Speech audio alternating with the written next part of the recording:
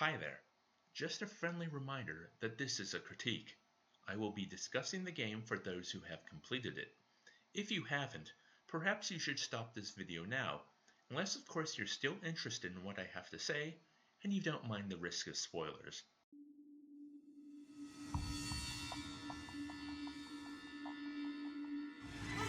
After completing Call of Duty 4 Modern Warfare, one of my greatest concerns was how to approach critiquing a Call of Duty game, especially one that's been written about so extensively.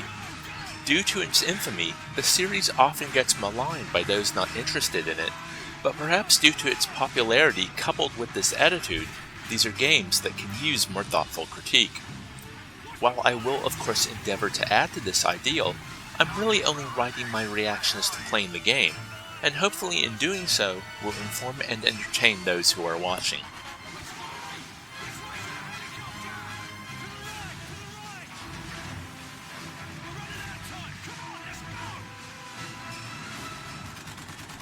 I will say, as someone who doesn't play many AAA first-person shooters, and has only ever played one game in the franchise, that being Modern Warfare 2, I was quite amazed by the density of opposition in each level.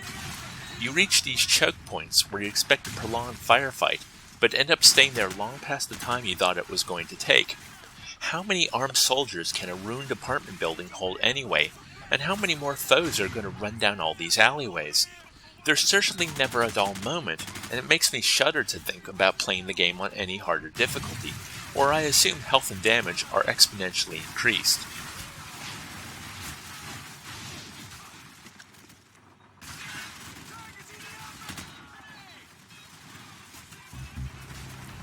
Let's discuss the silent protagonist. Modern Warfare gives you two Gordon Freeman. See what I did there?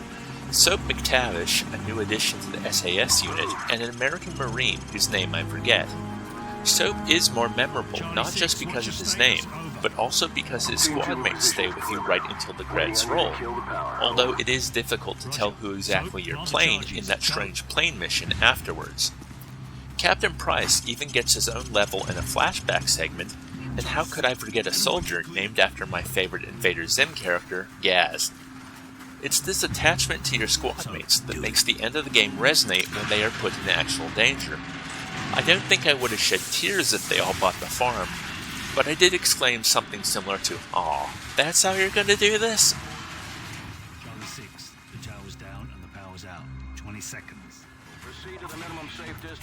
One of the reasons I forget the name of the American Marine is he dies during one of the game's most infamous moments, the detonation of a nuclear bomb. The staging is quite ingenious. After a rush to rescue a downed pilot after a series of intense alley and ruined building shootouts, you escape in the back of a helicopter, only to see the mushroom cloud emerge from the distance, before your aircraft gets thrown into a tailspin and all becomes black. Afterwards, there is a short mission, in which you're crawling through the irradiated wasteland before your injuries finally become too much for you. If I was unaware this was coming, it would likely have a much greater impact instead of its almost subdued presence during my playthrough. The missions leading up to this, I was in anticipation of when it was finally going to happen. Instead of a holy shit moment, it became more of a whoop, there it is moment. Where it was effective is in creating greater stakes for the end of the game when you're trying to halt the launch of a series of nuclear missiles headed towards the East American coastline. I think that the threat of nuclear carnage is not as scary if you aren't reminded of its devastating consequences, so even though the detonation did not shock me as I knew it was coming, playing through it still had the desired effect for the remainder of the game.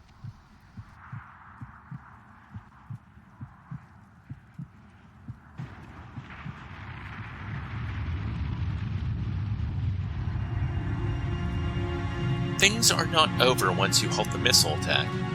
Zerkaev, who is responsible for it all, is sending huge quantities of troops your way, and after an action-filled car chase and shootout on a destroyed bridge, he shows up himself to finish off everybody. In slow motion, you are thrown a pistol and have ample time to plug him and his two bodyguards in the head, ending the game. I mentioned before that the only COD game I have completed was the sequel to this, Modern Warfare 2. In that game, the man responsible for everything is dispatched with a slow-motion knife thrown right at his head. I get the feeling that the developers wanted to top themselves. I understand gratuitous dispatching of the main foe has become a Call of Duty staple since this game's release. How much more ridiculous does it get? And is it still a satisfying conclusion?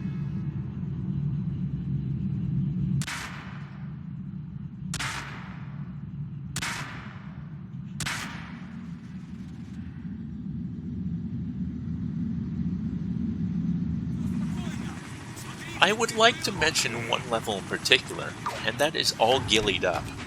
In a discussion with a friend a while back, I challenged him to name a game that included a forced stealth segment that wasn't terrible, and he shot back almost immediately with this level. He was correct. Having to hide in the grass to avoid a marching army, or sneaking underneath cars as soldiers patrol around you is not only exhilarating, it's one of the high points of the entire game. Then to perhaps top your efforts, your commanding officer becomes injured and you have to carry him, placing him down when you encounter enemy resistance. Not only is this level a forced stealth segment, but it turns into an escort mission as well. Truth be told, this section isn't terrible either. It's almost as if the developers were testing themselves to create a level that has two of the most despised scenarios in gaming's history. That they succeeded is likely a high point for all who worked on the project.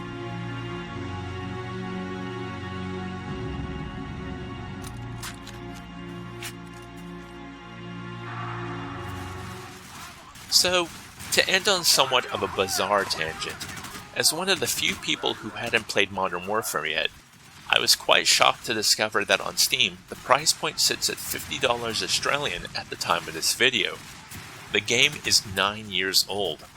I haven't seen any AAA game maintain such a high price so long after release that hasn't been made by Nintendo.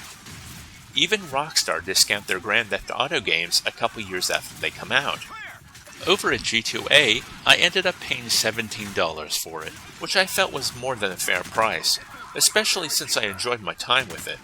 Seeing that I played Modern Warfare 2 back in 2009, I'm interested in maybe giving it another go as a continuation of this game's events, but perhaps not for a while. I shudder to think at how much they're charging for a newer release of a Call of Duty game, even if it's only 2 years removed.